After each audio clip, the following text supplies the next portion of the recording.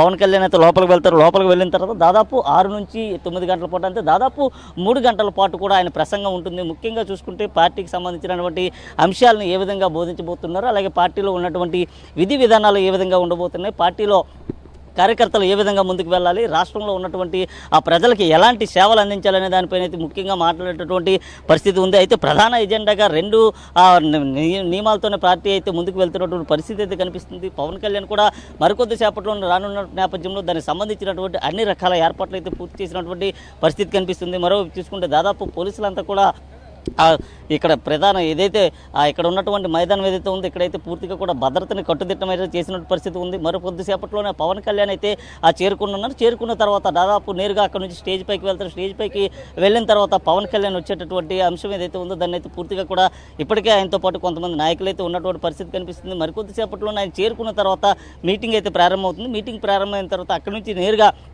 3 గంటల పాటు కూడా పవన్ కళ్యాణ్ ప్రసంగం అయితే ఉంటుంది. ప్రసంగం తర్వాత రాత్రి విశాఖను విడిచితే ఆయన ఇక్కడ నుంచి ఉండవల్లి వెళ్ళేటటువంటి పరిస్థితి కనిపిస్తుంది. మనం చూసుకుంటే మరికొద్దిసేపట్లోనే పవన్ కళ్యాణ్ వచ్చేటటువంటి పరిస్థితి ఉంది. మరొక 2-3 నిమిషాల్లోనే ఈ ప్రాంతానికి అయితే ఆయన వచ్చేటటువంటి పరిస్థితి అయితే కనిపిస్తుంది. పెద్ద ఎత్తున కూడా ఈ ప్రాంతానికి కార్యకర్తలంతా కూడా చేరుకోవడం అయితే జరిగింది. వారంతా కూడా పవన్ కళ్యాణ్ ఎప్పుడెప్పుడు చూస్తామనే విధంగా కూడా ఎదురు చూస్తున్న పరిస్థితి కనిపిస్తుంది. వారంతా కూడా కుతూహలంగా పవన్ కళ్యాణ్ ఎప్పుడు వస్తాడనే అంశంపైన అయితే ఉన్నటువంటి పరిస్థితి కనిపిస్తుంది. మరికొంతమంది జనసేన నాయకులు కూడా ఉన్నారు. మీరు ఎక్కడి నుంచి వచ్చారు సార్? మాది నిల్మర్ల నియోజకవర్గం అండి, భోగపురం మండలం నుంచి వచ్చామండి. ఎంతమంది వచ్చారు సార్? మా దగ్గర నుంచి సుమారు 500 మంది వచ్చామండి. చాలామందికి పాసలు లేకపోవడం వల్ల ఆయన వచ్చి బయట ఉన్నారండి. ఏం చెప్పదలుచుకున్నారు జనసేన పార్టీకి సంబంధించి, కానీ పవన్ కళ్యాణ్ ఏం మాట్లాడదలుచుకున్నారు సార్? జనసేన పార్టీ అంటే సింపుల్ నేను చెప్తానండి, ఒకే ఒక సిద్ధాంతం. Politics is a not a corruption, not a business. Politics is a one of the responsibility of our society. రాజకీయం అనేది వ్యాపారం చేసుకుందాము లేదా అవినీతి చేసుకుందాం అనే ఆలోచన ఉండకూడదు. సమాజానికి ఏం చేయాలి, వ్యవస్థలో మార్పు ఏం తేవాలనే ఆలోచనతో ఉన్న వాళ్ళు మాత్రం ఈ జనసేన పార్టీలో ఉన్నారు. ఈ వ్యవస్థ అభివృద్ధి చెందాలన్నా, ఈ సమాజం బాగుండాలన్నా ఈ జనసేన పార్టీ వల్లే సాధ్యమవుతుందని, ఆంధ్రప్రదేశ్ రాష్ట్ర అభివృద్ధి బాగుండాలంటే కూటమి ప్రభుత్వం ద్వారా రాబోయే రోజుల్లో మంచి స్థాయికి వెళ్తుందని నేను మనస్ఫూర్తి కోరుకుంటున్నాను. అదేవిధంగా ఈ జనసేన పార్టీలు ఉండే ప్రతి జన సైనికుడు కార్యకర్త వాళ్ళ ఆలోచన ఒకటే, ఎక్కడైనా ఏదైనా సమస్య ఉంటే వాళ్ళకి ఏం చేయాలి, ఆ సమస్యను ఎలా సరిచేయాలని ఆలోచనతో మాత్రం ఉన్నారు. ఈ గవర్నమెంట్ వ్యవస్థ కూడా ఎలా పనిచేయాలంటే, ఒక సామాన్య వ్యక్తి కూడా ఆఫీస్కి వెళ్ళాలంటే వాళ్ళ ప్రాబ్లం సాల్వ్ చేసేలాగే ఉండాలని మా యొక్క ఆశయం, మా యొక్క సిద్ధాంతం సార్.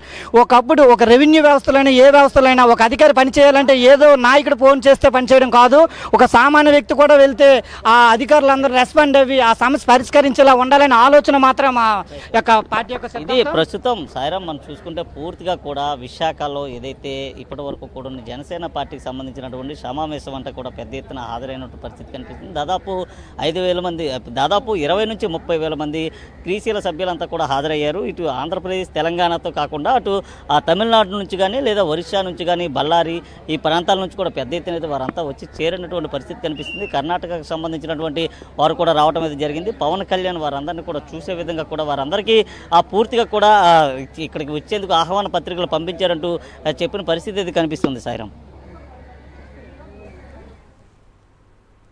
Thank you Chandrasekhar.